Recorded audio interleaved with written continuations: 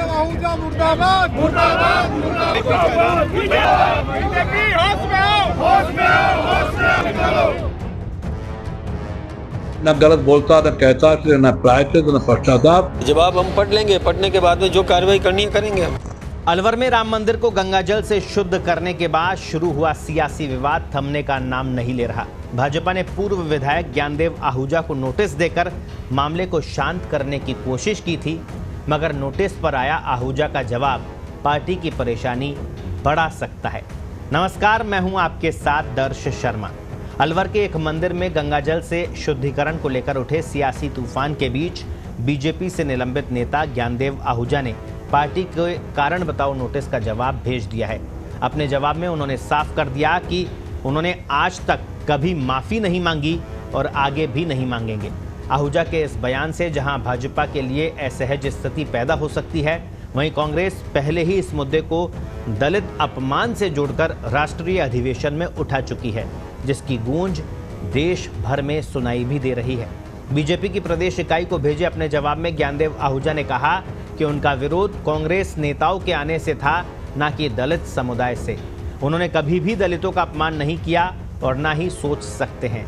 उन्होंने खुद को दलित हितैषी बताते हुए कहा कि वे अलवर में 3 बार विधायक रह चुके हैं और हमेशा दलितों के पक्ष में आवाज उठाई है। उनका कहना है कि टीकाराम जूली का विरोध राजनीतिक था, क्योंकि वो कांग्रेस के नेता हैं, न कि उनके दलित होने की वजह से।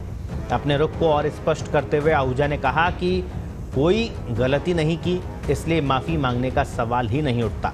माफ़ी मांगने की संस्कृति उनकी नहीं रही है। उन्होंने दावा किया कि गंगाजल से मंदिर शुद्ध करने की क्रिया केवल राजनीतिक विरोध का प्रतीक थी, न कि किसी जातीय या धार्मिक पूर्वाग्रह का। कांग्रेस प्रतिनिधियों का मैंने विरोध किया जो राम को नहीं मानते। जो राम का नहीं वो किसी काम का नहीं, जो राम का नहीं वो हमारा नहीं। मैं योगी आदित्यनाथ का अनुयायी हूँ। टेट फॉर टैट, यही रास्ता बेस्ट। पार्टी ने मुझे जो कहा कि पार्टी के नियमों में जब आपको प्राथमिक सदस्य बनाएगा, छुआछूत से परे रहना, तो मैंने कहा मैं परे हूँ। लिखभेद से परे रहना, मैं परे हूँ। अब रही पार्टी ने मुझे ये नहीं कहा क्षमा मांगो। मैं ज्ञानदेव आहूजा, आप पत्रकार बहुत सब जानते हैं, न कभी पश्चाताप करता, न प्रायश्चित करता, न माफी मांगता, क्योंकि मैं गलत बोलता ही नहीं, गलत कहता ही नहीं। न गलत बोलता, न कहता, न प्रायश्चित, न पश्चाताप और न माफी मांगने का कोई कारण। मुझे कह रहे हैं कांग्रेस के लोग दबाव दे रहे हैं कि आप अब से दलितों से माफी मांगे। किस बात की माफी मांगे? मैंने दलितों के खिलाफ बोला ही नहीं। न माफी मांगूंगा, न मांगी, न आगे मांगूंगा। वहीं इस मामले को लेकर भाजपा के संगठन महामंत्री दामोदर अग्रवाल ने जानकारी दी कि ज्ञानदेव आहूजा का जवाब पार्टी को मिल गया है, जिसे प्रदेश अध्यक्ष मदन राठौड़ को भेजा जा रहा है। अब अंतिम निर्णय वही लेंगे। जवाब आ गया, क्या कुछ जवाब हमने तत्काल निलंबित किया और जवाब हम पढ़ लेंगे, पढ़ने के बाद में जो कार्रवाई करनी है करेंगे हम। वो कह रहे हैं कि ज्ञानदेव आहूजा ने पहले कभी माफी मांगी थी, ना आगे माफी मांगेंगे। कैसे? अब वो तो मेरे जवाब पढ़ने के बाद पता, मैं समाचार पत्रों में क्या आया मैं उसके बारे में नहीं, जो वास्तव में उन्होंने लिख के दिया है वो करेंगे हम। लेकिन फिर भी सवाल तो खड़े होते हैं क्योंकि पार्टी के बड़े लीडर इस तरह से बयानबाजी करेंगे तो कहीं ना कहीं पार्टी की भी छवि खराब होती है और उनके खिलाफ कार्रवाई भी होती है। ये भी आप देख लो, उसमें भी तो देखो ना आप, कोई गलती करता है, इसीलिए तो हमने किसी व्यक्ति को गुरु नहीं माना हम तो